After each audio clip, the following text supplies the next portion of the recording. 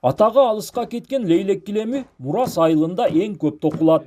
Азыркы учурда да айылдагы уз чеберлер топтолуп, бир үйдүн чоң бөлмөсүндө шаймандарды орнотуп, килемдин кымбат баалуу түрүн даярдашууда.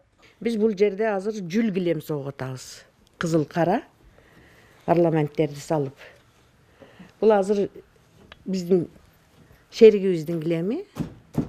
Төртөө болуп согобуз. Биз бири-бирибиздикини алгоо деп коет бизде. Алгоо кылып согобуз. Бири-бирибиздикини жардам кылып,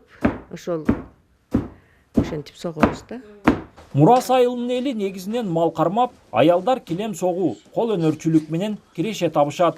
Урпактан урпакка алынып келе жаткан улуу өнөрдү кийинки муунга калтырууну элет айымдары милдет деп билишет. Кыздарыма айтамын, өзүңөр жасап сагыла үйүңөргө.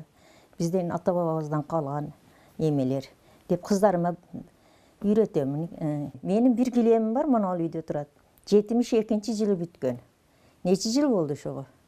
Ушу күнүгүндөй.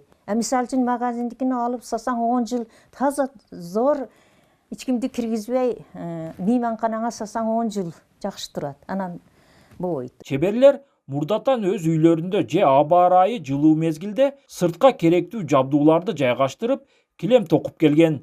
Эми айылда атайын цех ачылат. Муну менен уз чеберлердин көйгөйү чечилип, бир жерде килем даярдоого шарт түзүлөт. Общий стоимосту 3,5 миллион деп болуп атат. Кыз келиндер, мына биздин айылда негизиден кыз келиндер килем менен баягындай токмочулук менен алек кылышат. Ошон үчүн бул бүтүп атканы Мурас айылга дагы чоң жакшы жаңылык болот. Келин кыздарыбыз Кудай кааласа кышын жазын ушул жерде келип килемдерин сокуп, өздөрүнүн чеберчилигини кылып бөлөк жактарга чыгарат деген ой.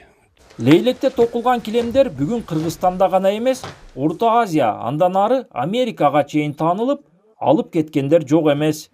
Анткени лейлек килеми нукура койдун жүнүнөн жасалып, эч кандай синтетикалык зат же болбосо боек кошулбайт. Улан Маккамбаев, ЛТР, Баткен облусу.